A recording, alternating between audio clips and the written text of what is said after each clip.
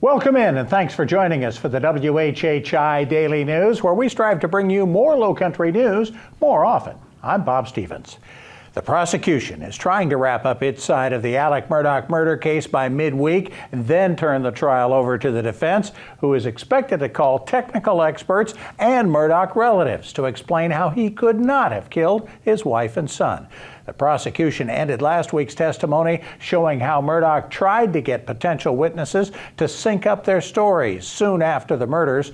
Prosecutors say Murdaugh tried to get his mother's caregiver, Shelley Smith, to testify that he had visited his mother for 40 minutes on the night of the murders, though she thought he'd only been there for about 20. And the longtime family housekeeper said Murdaugh tried to get her to identify a shirt he wore on the day of the murder as a different one from what she remembered. Prosecutors have also shown videos of different clothing worn by Murdaugh an hour and a half before and an hour and a half after those murders.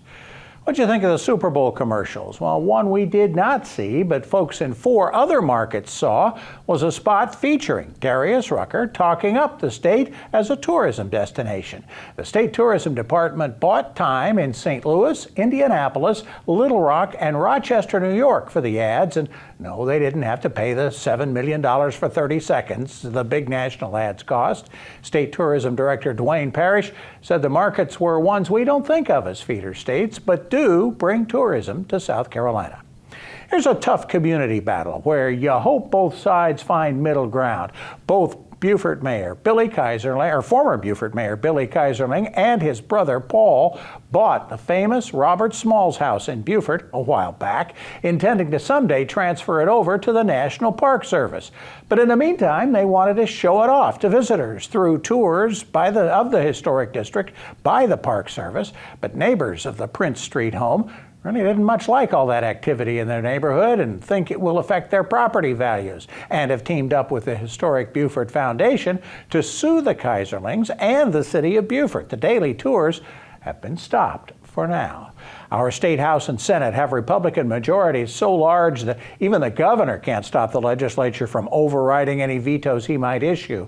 So Republican state lawmakers can do pretty much anything they want, like the Senate passing a bill this week that would allow parents to sue any public school in the state that they think is teaching racial concepts that are prohibited, and it allows the state to withhold up to 5% of state funding for each public school violation. Democrats think that new law will bully teachers into whitewashing the not-so-positive history of our state and nation, but about all they can do is annoy the Republicans by making them read out loud the entire bill. Curiously, the bill does not apply to private schools, even though they are likely to start getting state money next school year. The bill also requires curriculum changes, like talking about current events, to be published on the district's website for 3 days prior to any discussion. Again, that's just a bill in the legislature. It's not a law yet. Also in the state Senate, probably a less volatile battle is over what the state flag will officially look like. The palmetto tree and the crescent moon currently differ between whomever is producing the flag. Well, now state senators are debating the exact dimensions that will make up the official state flag. The Senate could not agree on a flag back in 2021 after a committee came up with the palmetto tree that was deemed a little too scraggly. The new one they're looking at now is a little more leafy.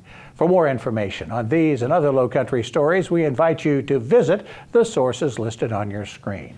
After a very rainy weekend, hopefully a little drier week, let's check on the weather with Maria Soden. Thanks, Bob. Yep, so taking a look ahead, it does look like we're going to get a break from all the rain we've been having, and we're going to see an increase in temperatures. Taking a look at Tuesday, it's going to be sunny to partly cloudy, with Hilton having a high of 60, a low of 45, Bluffton's going to have a high of 62, a low of 41, and Beaufort's going to have a high of 64 and a low of 43. The sunrise for Tuesday is going to be at 7:07 and sunset's going to be at 6:07. Taking a look at the beach tides, low tide's going to be at 9:45 a.m. and high tide's going to be at 2:32 p.m. Taking a look into the rest of the week, Wednesday is going to be mostly cloudy with the highs going up into the 70s and lows in the 50s. Come Thursday, it's going to be partly cloudy with the highs in the 70s and lows in the 50s again.